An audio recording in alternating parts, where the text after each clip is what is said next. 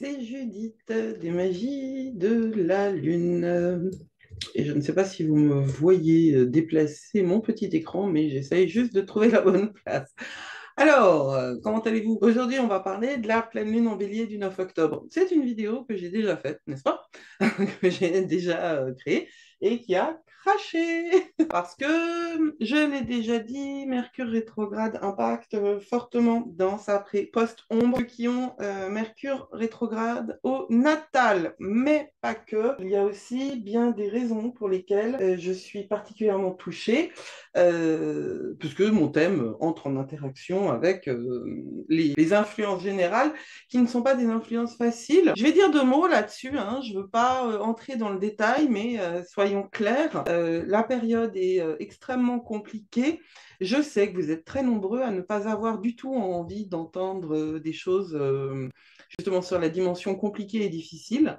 Je sais aussi, et vous le savez aussi, que c'est en ne regardant pas un problème qu'il grossit. Alors, cette pleine lune, elle va nous en mettre plein les dents encore, mais dans le bon sens. Mais voilà, on vit en 2022 et globalement, si on croit que on a choisi cette période, et quand on est éveillé, on pense quelque chose d'équivalent, qu'on n'est pas là pour rien et qu'on n'est pas là par hasard, il faut prendre mesure du monde dans lequel on fonctionne. Et le monde dans lequel on fonctionne, lui, dysfonctionne. Ça va s'arranger. En vrai, ça va s'arranger. Simplement, ça ne s'arrange pas ni comme ça, ni maintenant, ni en suivant les gens qui vous disent que bien des choses qui me font réagir, qui déclenchent en moi tous les côtés que je ne souhaite pas voir se développer. Le côté hyper critique, le côté sarcastique.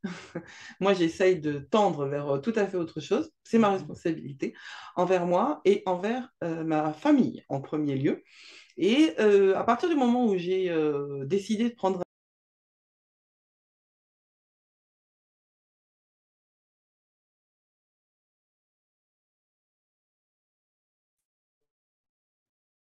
Bonjour, c'est Judith des Magies de la Lune et on se retrouve pour une vidéo pour la pleine lune en bélier du 9 octobre, vidéo que j'ai déjà enregistrée, qui a craché la puissance, n'est-ce pas, de Mercure rétrograde et de sa post-ombre.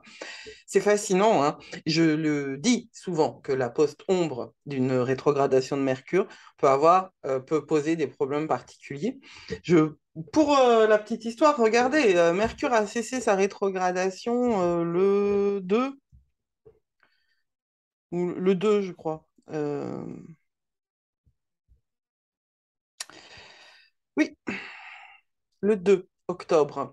Regardez autour de vous, regardez dans votre histoire et dans les histoires autour de vous, ce qui s'est passé le 2 octobre 2022 est évidemment, comme toujours, un phénomène astrologique. C'est comme quelque chose, un caillou qu'on lance dans l'eau. Il y a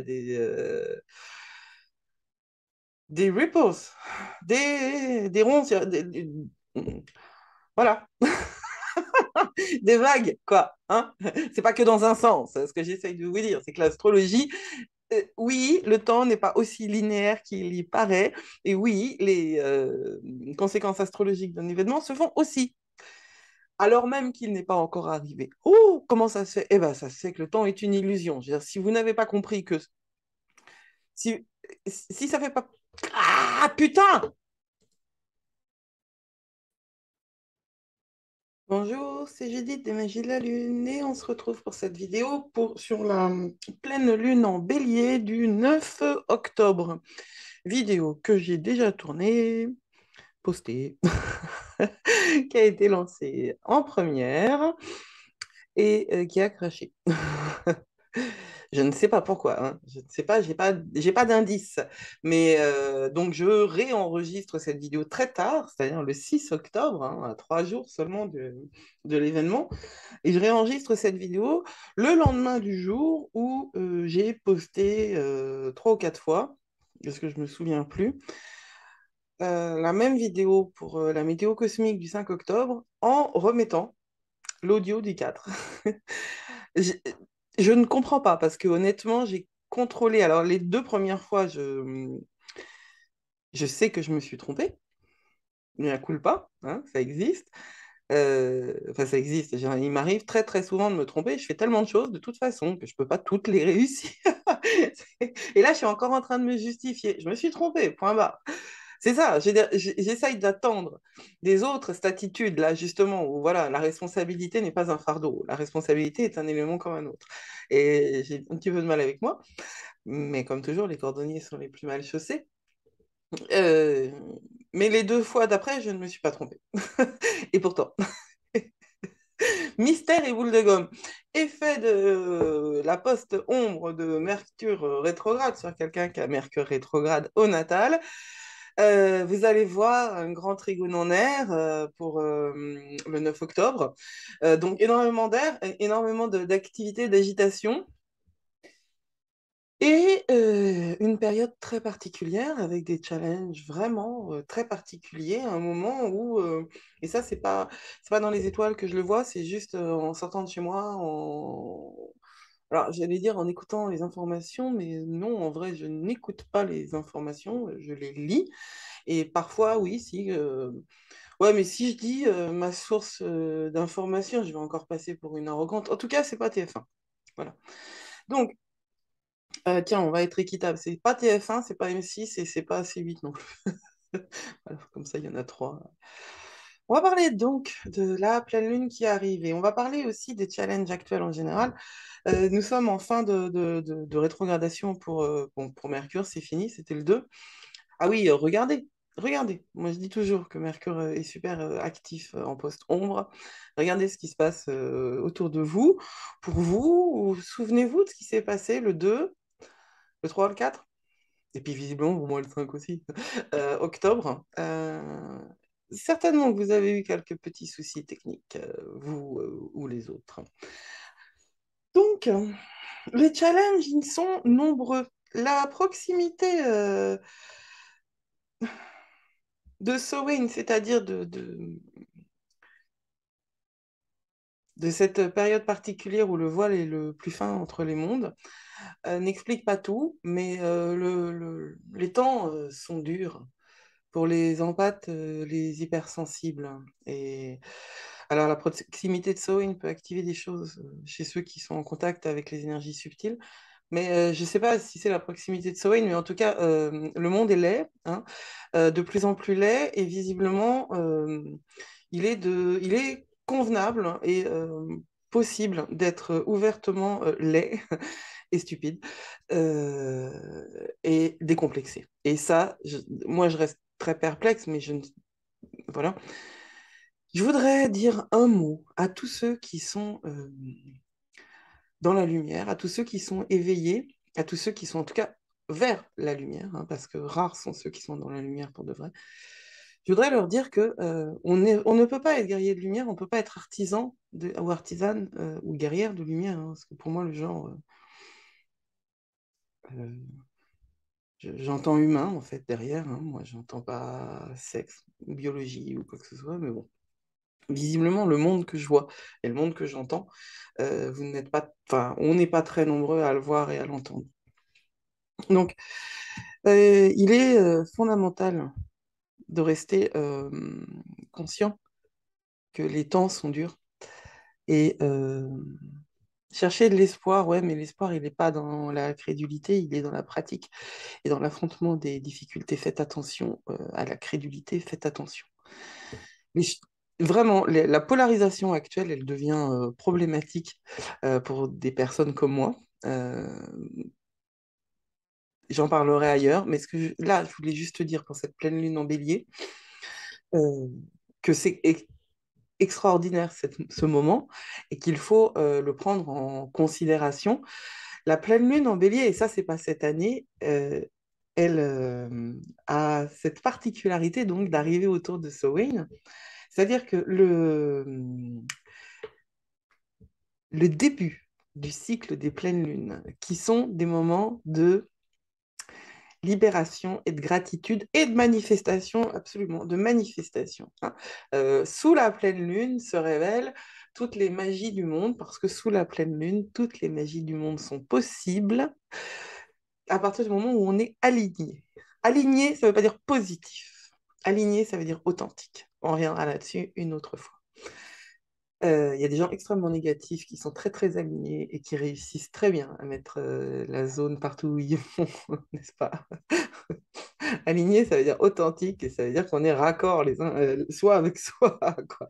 Donc quand on est très très mauvais et qu'on est très très mauvais sur tous les points, très très mauvais dans le sens très très bad vibes, quoi, très très bas, euh, eh ben on est très efficace. Alors, je vais pas boire mon café maintenant parce que je suis en train de parler. Il faut que je me rappelle des choses comme ça. Je n'ai qu'un corps. Et moi, ce que je voudrais, c'est faire plusieurs choses en même temps. Concrètement, je n'y arrive pas. Je peux pas parler et boire mon café. Donc, c'est important ce que je dis là. La pleine lune en bélier, elle commence le cycle des libérations, des gratitudes et des manifestations juste à l'orée de Samhain. Et de l'autre côté, la nouvelle lune en bélier, qui est celle qui commence le cycle des intentions, c'est-à-dire du moment où on plante une graine qu'on récolte censément au moment de la pleine lune, euh, bah, c'est au printemps. Ah, c'est exactement de l'autre côté. Ce cycle lunaire, c'est la même lune hein, qui est juste dans deux phases différentes de son expérience, de sa réalité. Et c'est fascinant parce que c'est une opposition simple et cette opposition, c'est celle qui nous permet la création. Je veux dire, on ne peut pas espérer quoi que ce soit hors d'une quelconque tension. Il faut de la tension pour obtenir quelque chose. Il faut du vide, il faut de la tension. Et ce sont ces choses-là qui font peur à notre société. La tension et le vide. On vous propose à la place du remplissage total et de la dissonance cognitive. Et vraiment, cette notion de dissonance cognitive dont j'ai parlé tout à l'heure dans un article à propos des chasseurs, c'était un humour, c'est mon humour. Euh, la dissonance cognitive, c'est un vrai problème dans lequel nous sommes nombreux à se trouver parce que l'incohérence du monde est manifeste en ce moment, mais elle l'est toujours. Alors, entre incohérence et paradoxe, il y a une frontière subtile. Nous vivons dans un monde incohérent et nous sommes paradoxaux. Et nous vivons dans un monde incohérent parce qu'il n'accepte pas le paradoxe et parce qu'il traite le paradoxe justement comme une dissonance cognitive parce qu'il ne l'accepte pas. Cette pleine lune-là, euh, elle va apporter un petit peu de tension. Un petit peu de tension. J'en suis désolée, mais il va falloir accepter hein, que nous vivions un moment un petit peu compliqué. Alors, 2023 sera un peu plus facile, mais pas tant que ça, c'est en 2025. 2023, individuellement, et même maintenant, hein, si le job est fait, si vous êtes au bon endroit, si vous êtes au bon endroit et que vous avez l'attitude alignée justement avec vous, beaucoup de choses peuvent se manifester. Si vous suivez des préceptes qui ne sont pas les vôtres, beaucoup de choses peuvent se bloquer. Alors, cette pleine lune en bélier, elle a lieu le 9 octobre à 22h45 en Oups, je cherche les degrés, c'est 16 16 degrés 35 32. 16 degrés. Bah oui, mais c'était là, Judith. 16 degrés 32, donc, du bélier. Alors, ça, c'est le thème hein, du moment. Chaque moment a un thème de naissance. Alors ça, c'est le thème de la pleine lune, mais vous savez, par exemple, vous pouvez avoir le thème de naissance de votre mariage ou de votre séparation ou de l'achat d'une maison. Et je ne parle même pas de la naissance de vos enfants, évidemment. Mais tout acte, toute chose qui se passe à un moment T, et beaucoup de choses se passent à un moment T ou M d'ailleurs, a un thème de naissance. Alors, nous avons donc le bélier est ici, la lune est ici, et la lune est en face du soleil. Voilà, ça c'est la base parce que c'est le principe de la pleine lune. La lune n'émet pas de lumière quand elle n'est pas éclairée par le soleil. Et c'est pour ça qu'il faut qu'elle soit l'une en face de l'autre, enfin que la lune et le soleil soient l'un en face de l'autre, pour que la lune soit éclairée. Et c'est pour ça qu'à la nouvelle lune, elle est ici, collée au soleil. Et justement, des trucs collés, il y en a quelques-uns et on va voir un petit peu ce qui se passe. La première des choses à remarquer, c'est que, mis à part Pluton et Mercure qui ont cessé de rétrograder, on n'est quand même pas encore en mode tout va droit, tout va direct, hein, du tout. Parce que Mars est ici en bélier. Mars ne rétrograde pas, mais Mars est déjà dans la pré-ombre d'une rétrogradation qui commencera fin octobre, le 23. Et on sent déjà la puissance de Mars en Gémeaux. Vous savez, ce petit côté un peu va-t-en-guerre, cette espèce de tendance à se prendre la tête avec les autres, euh, cette, euh, cette espèce de colère, mais même pas une colère physique, quoi, une colère un petit peu théorique, mais qui va être dans le langage, une espèce de tendance à la battle de mots, à vouloir avoir raison, à pas lâcher l'affaire. Pour peu qu'on ait un petit peu Mars dominant dans son thème ou un peu beaucoup de Gémeaux, ça peut être très irritant. Je rappelle aussi à toute fin utile que ça se passe en maison 12 et que la maison 12, c'est la maison qui finit le cycle, hein. Donc, on est dans quelque chose qui a des répercussions. Mais on va pas parler de ça aujourd'hui. N'empêche que c'est là. Après, on a quoi? On a Uranus. On a, bon, alors ça, ce sont les nœuds nord et sud. Ça, c'est le nœud nord qui est en rétrogradation. La Lune ne rétrograde pas, donc elle ne peut pas rétrograder. Chiron, qui rétrograde, un astéroïde qui s'occupe de nos blessures d'enfance. Et Chiron est à 3 degrés, je crois, hein, 14, 2 degrés. 2 degrés de la Lune. Jupiter rétrograde, Neptune rétrograde, Saturne rétrograde, Pluton, le 9 a cessé sa rétrogradation depuis la veille. Est-ce qu'on parle d'une post-ombre de Pluton? Non, je parlerai de ça autrement, ailleurs. Et on redescend, on a évidemment le nœud sud qui est rétrograde, si le nœud nord rétrograde, le nœud sud rétrograde, et puis le Soleil ne peut pas rétrograder, Vénus ne rétrograde pas, et Mercure a cessé de rétrograder depuis maintenant quelques temps, enfin une semaine, quand on est le 9 octobre. Une semaine pile, quand même. Voilà, ça, si vous avez écouté un petit peu mes podcasts, je parle d'un cœur antique, hein, pour toutes ces planètes en rétrogradation, parce que les planètes en rétrogradation sont là pour nous rappeler le contexte où on va. Le cœur antique était là pour raconter le contexte de l'histoire, en fait, hein, pour raconter l'histoire. C'est la voix off, voilà. C'est la voix off du théâtre antique. Évidemment, si je me trompe complètement, parce que ça, c'est mon interprétation, je l'ai cherché, enfin, je veux dire, je l'ai entériné hein, par des recherches, mais si je me trompe complètement, n'hésitez pas du tout à me le faire savoir en commentaire ou quoi, hein, parce que moi, j'ai pas à cœur d'avoir raison. Ça fait longtemps que j'ai plus à cœur d'avoir raison. De toute façon, ça ne sert à rien d'avoir raison. J'ai à cœur d'avoir une parole propre et précise et juste. Et donc d'éviter de faire des contresens monumentaux et monstrueux qui ne serviraient l'intérêt de personne. Voilà. Donc dans mon idée, le cœur antique est donc là pour remettre un contexte avec une voix off. Et 2022, on nous rappelle en permanence ce qui s'est passé les années précédentes. Je le dis aussi souvent, 2022, c'est l'année de l'intégration avant que 2023, individuellement, nous pousse à agir. Euh, et c'est en 2025 que ça va s'arranger. Mais en attendant, voilà. Merci. Donc, ça ponctuait bien. Euh, que se passe-t-il? Quelles sont les énergies? Alors, c'est une énergie qui est très puissante euh, parce que la Lune est donc conjointe à Chiron et le Soleil est conjoint à Vénus en balance. Ça veut dire que ces deux énergies-là, elles sont potentialisées par leur proximité, et ces deux énergies-là aussi. Donc, Chiron s'occupe des blessures d'enfance, Chiron s'occupe de tout ce qui n'est pas traité, de tout ce qui, c'est pas tout ce qui n'est pas traité, puisque Chiron est là pour nous aider à traiter.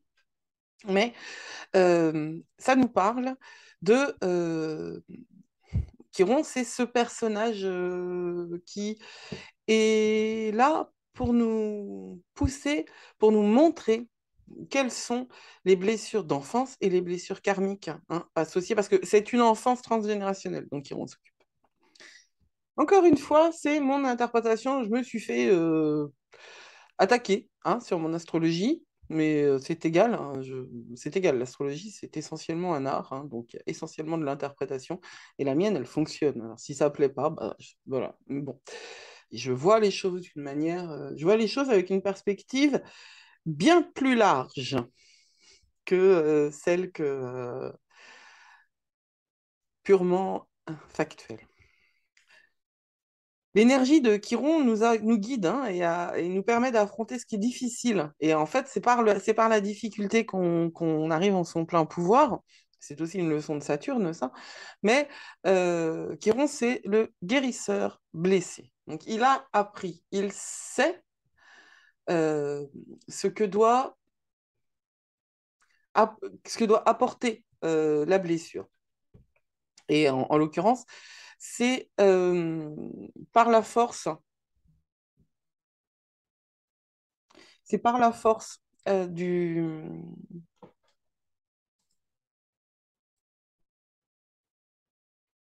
Donc cette pleine lune en bélier, elle va canaliser, potentialiser les caractéristiques du bélier.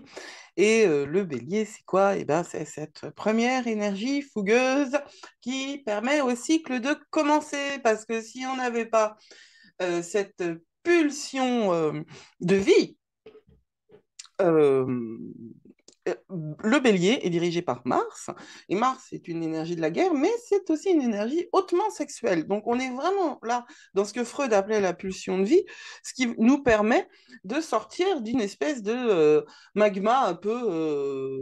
Voilà, en fait, c'est l'individuation, c'est la réalisation de soi, et c'est pas la réalisation de soi en tant que on devient la meilleure version de soi-même, puis en plus j'aime pas cette expression, mais c'est le simple fait de vivre.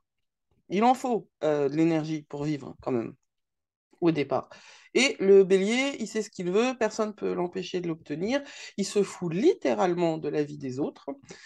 C'est donc une pleine lune qui théoriquement convient parfaitement pour mettre fin à tous des cycles d'auto-sabotage, à toutes ces choses qui nous empêchent d'être nous-mêmes.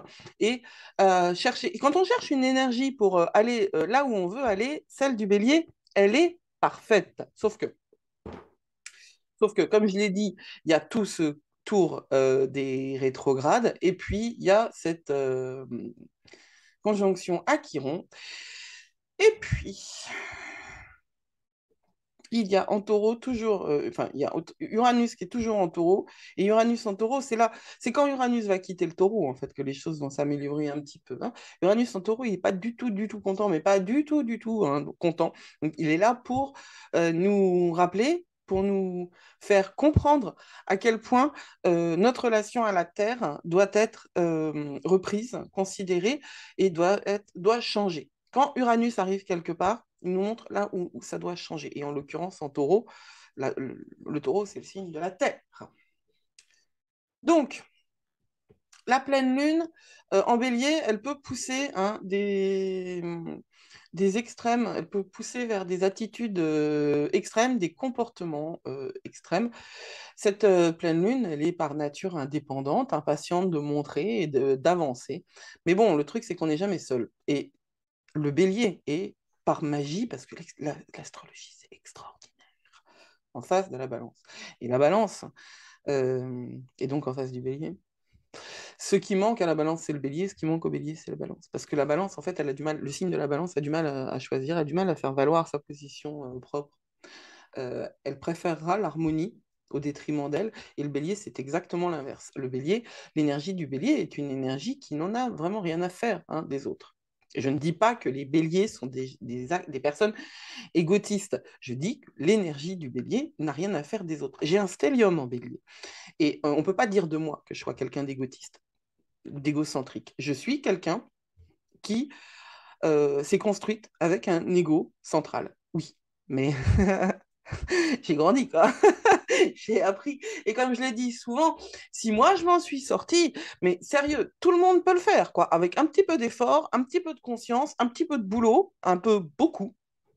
de boulot, mais en même temps, moi, j'ai un karma de folie. Donc voilà, si des gens plus normaux s'en sortent mieux, à partir du moment où ils font le job.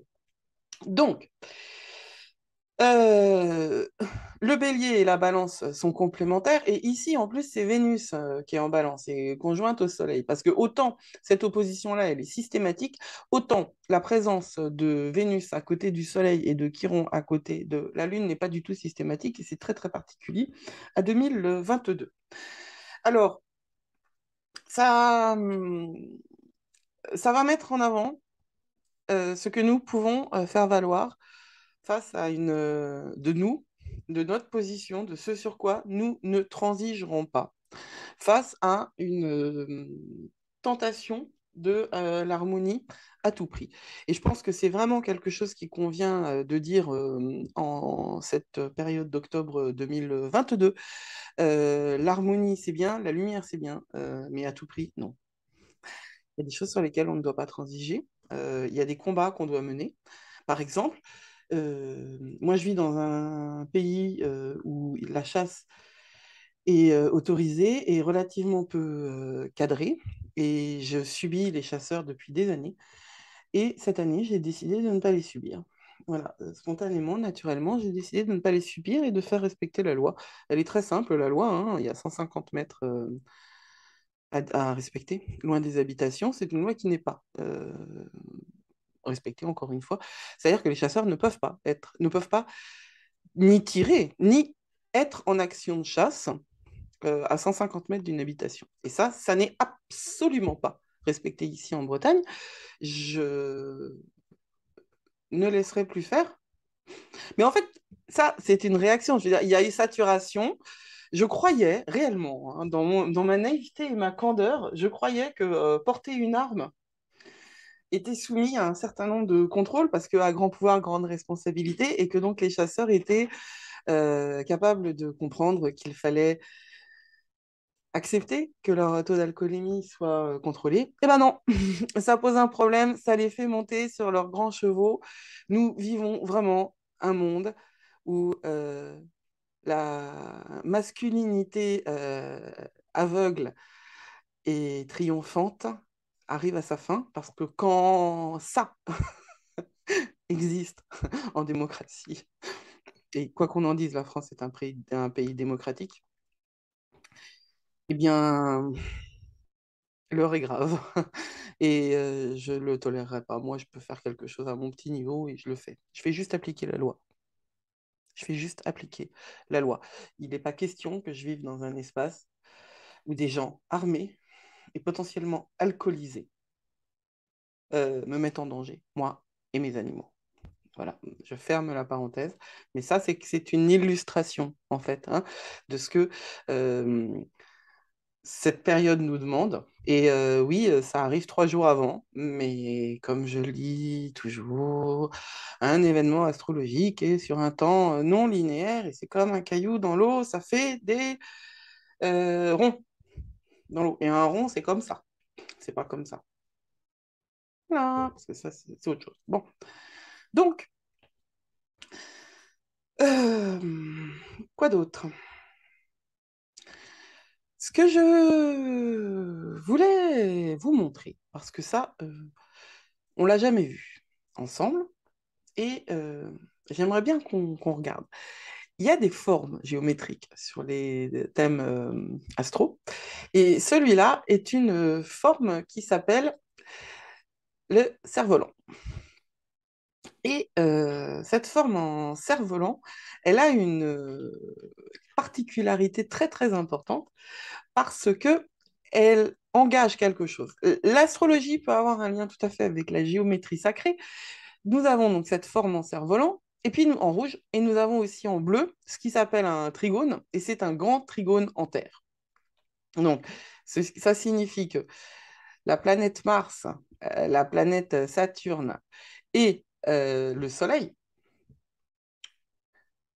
et d'ailleurs le Soleil qui est conjoint à Vénus, donc, mais en l'occurrence c'est le Soleil précisément, sont dans des signes de terre. Alors, le trigone en terre, c'est une forme extrêmement puissante aussi, qui va rajouter des points à la dimension R. J'ai dit trigone en terre, le trigone en R, qui va rajouter des points à la dimension R, parce que aussi bien le Gémeaux, le Verseau que la Balance sont des signes d'air. Donc, ça va tout se passer dans la tête et dans les échanges et dans la rapidité, la pensée et dans l'éthérique. C'est-à-dire, c'est pas corporalisé et c'est pas émotionnel, c'est pas affectif. C'est très important quand même. Donc, le... cette dimension de kite, parce qu'en anglais ça se dit kite, de cerf-volant, eh ben, ça donne une puissance, et c'est associé aussi avec la multiplication des rétrogrades.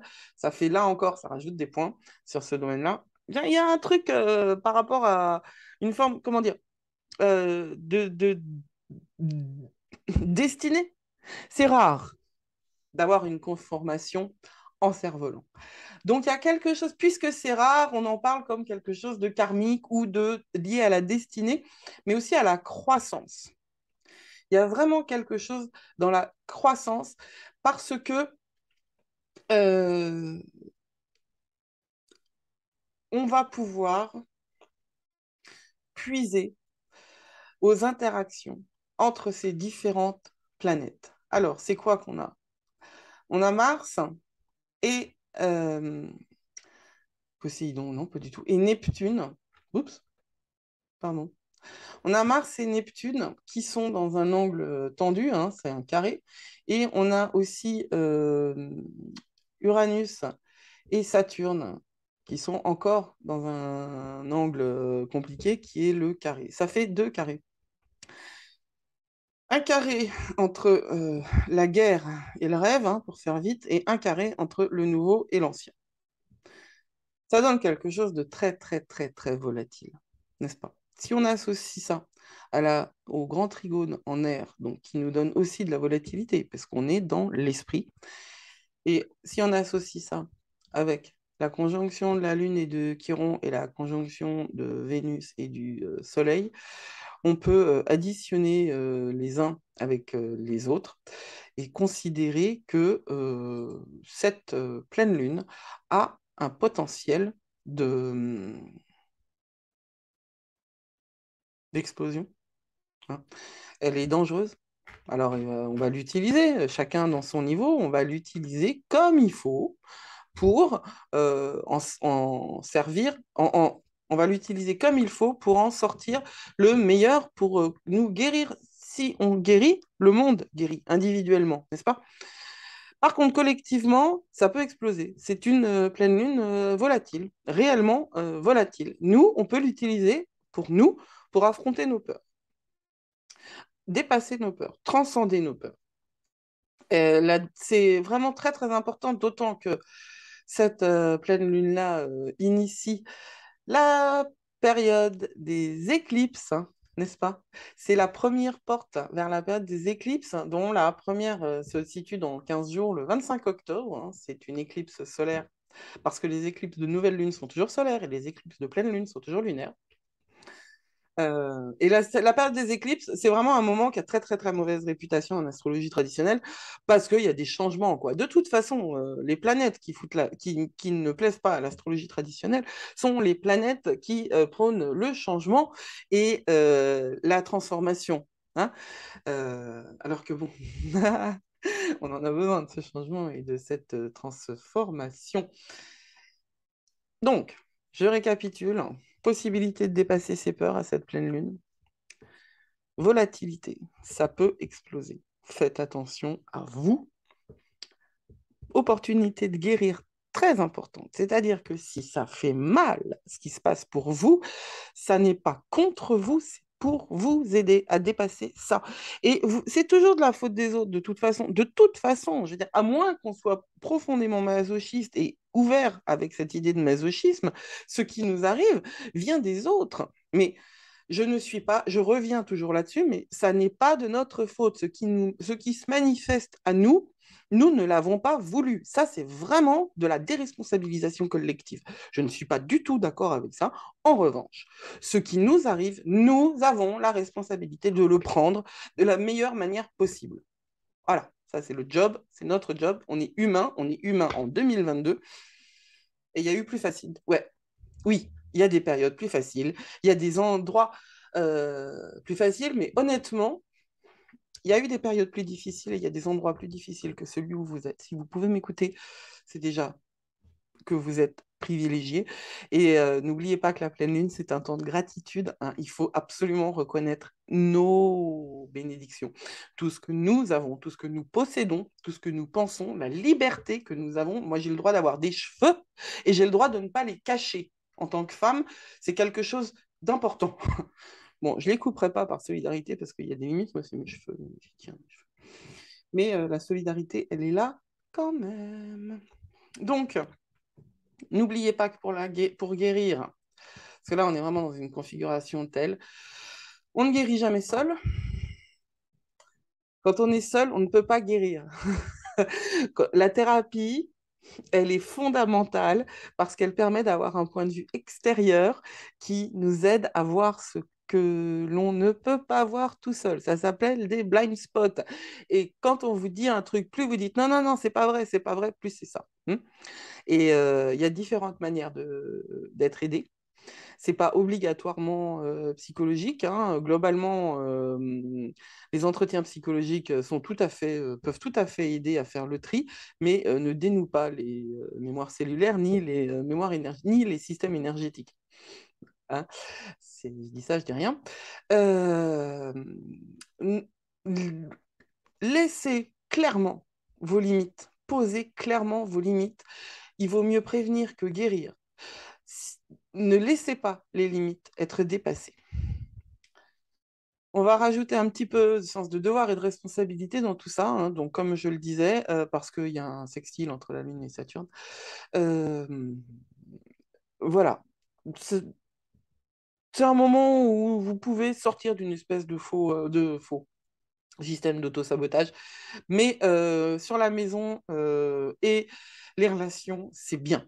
Donc, cette pleine lune, il faut la considérer avec respect et avec bienveillance, toujours, hein. Mais particulièrement avec respect et bienveillance parce que c'est quand même l'ouverture vers la saison des éclipses. Il y a un schéma en forme de... c'est pas un arc-en-ciel, c'est un kite, cerf-volant, et un trigone en air. Ça fait quand même quelques petites choses qui nous rappellent que, puis c'est en bélier, donc avec énormément d'énergie, que on est là pour quelque chose. Et que ce quelque chose, il commence par notre guérison personnelle. Et cette pleine lune, elle peut nous aider à ça.